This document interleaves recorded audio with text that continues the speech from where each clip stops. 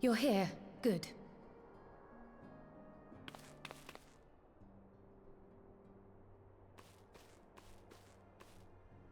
So, how are they?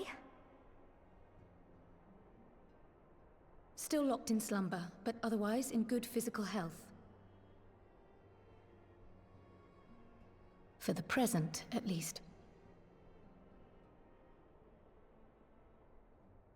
For the present? Oh no, is something wrong with them? I'm afraid there may be. I summoned you after detecting faint signs of instability in Thancred's corporeal ether. But subsequent examination suggested all 5 might be affected. And when I examined them just now, my fears were confirmed. Tellingly, the degree of instability varies between them. Thancred exhibits the most notable signs, followed by Y'shtola and Urianger. The twins' ether, meanwhile, remains relatively stable, but there is a change there too if one knows to look for it. Hold on. Isn't that the order they were called away in? Indeed. Which leads me to believe the instability will only increase with time. Though I can but speculate, I fear this may be a symptom of a weakening link between body and soul. By the gods! What happens if the link is broken? I cannot say for certain. This is all unknown territory to us. Yet whatever happens, it cannot be good.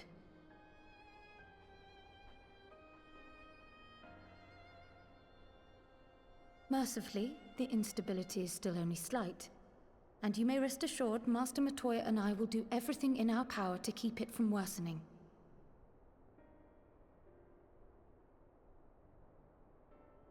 Be that as it may, it is imperative that you find a way to restore our friends' souls to their bodies.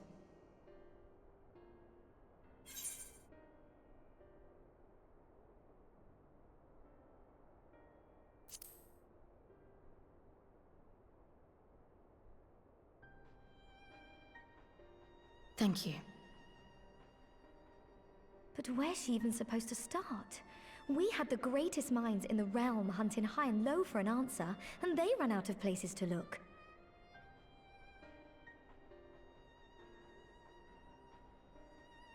You stated in your report that the Exarch had originally intended to reverse the summoning process by means of his own death, correct?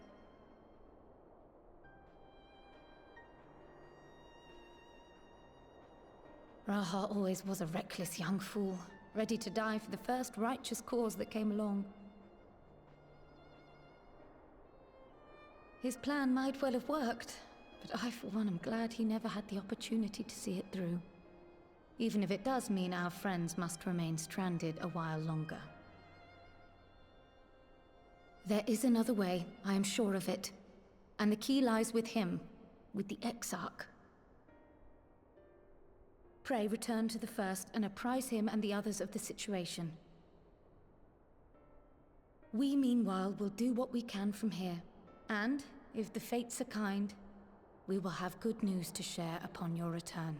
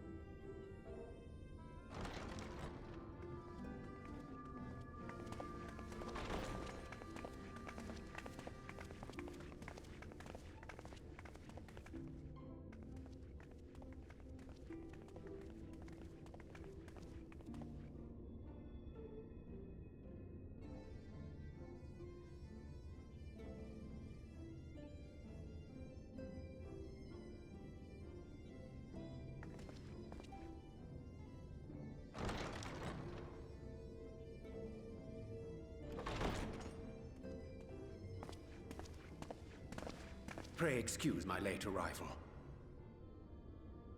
Will Thancred and Reen not be joining us? Nay, milady. With apologies to all, they beg leave to pursue their investigation of the empty to its conclusion. Should matters here demand their presence, however, they did assure me that they would make themselves available. Yes, of course. Then let us proceed.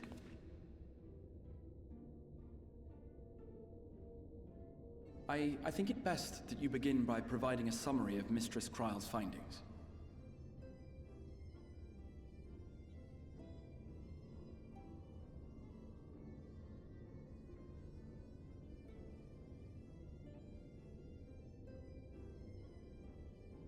I suppose it was only to be expected that some change would occur. Yet our souls seem unaffected, to my eye at least. How long they will remain so is another question. Kryle is right. It is imperative we find a way to return to the source. Perhaps an explanation of the method by which I brought you here will yield some inspiration. Ere I begin, it must be noted that I am by no means a gifted mage. In order to employ powerful magics, I must rely upon the Crystal Tower and its boundless reservoirs of energy. The magic that summoned you was no exception. 'Tis a singular spell, adapted through painstaking effort from the technique that transported me to the First. To use an analogy, it works by cutting a hole in the fabric of reality. A hole tailored to the object of summoning, through which it and it alone may pass unscathed. Though I succeeded in creating said hole, I failed to latch onto my intended target. Instead of you, the spell found those close to you, and ended up summoning them in their incomplete state.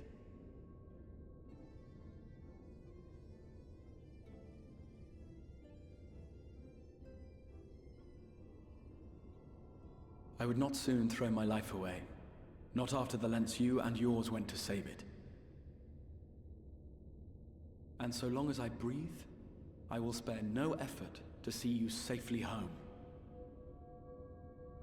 But should all else fail, and your lives be at stake, there remains one sure method.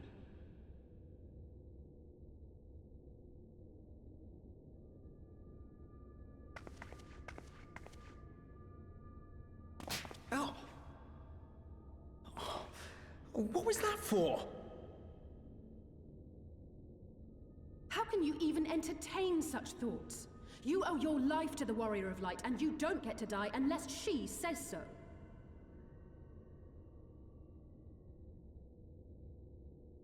Your followers await your divine judgment. What did you just...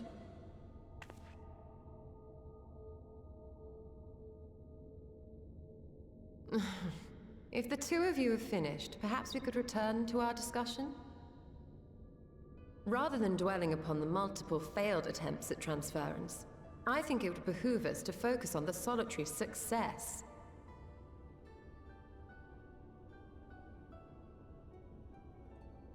I would draw your attention to the fact that our friend can travel between worlds possessed not only of her body and soul, but her personal effects besides. This is no different from the teleportation magics to which we are all accustomed. Magics that allow for the transportation of those inanimate objects one considers to be an extension of oneself. Are you suggesting that simply by considering us her possessions, she could carry our souls back to the source upon her person? Well, it would be nice if things were that simple for a change. But vague notions of ownership seem a rather tenuous thing to stake our lives on.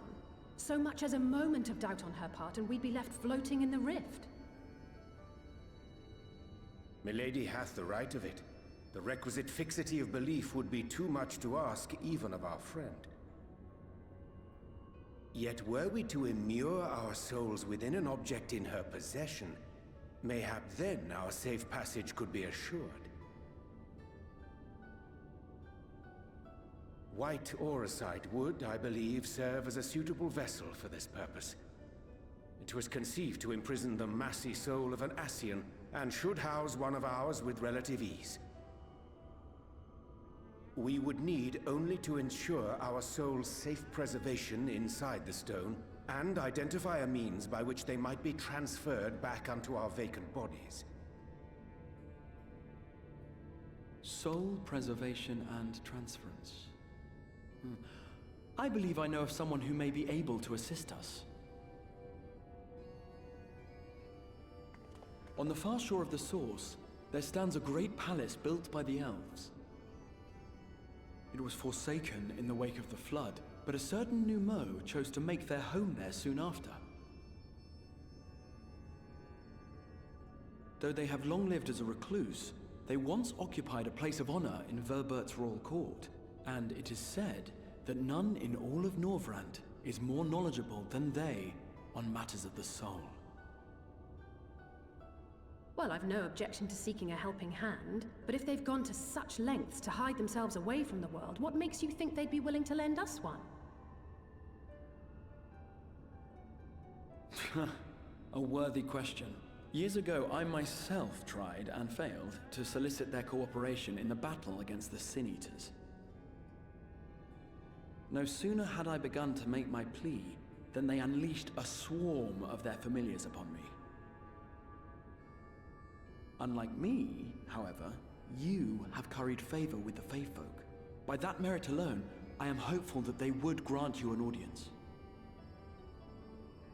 They may still be inclined to turn you away, of course, but if their knowledge might feasibly facilitate your return home, we have to try.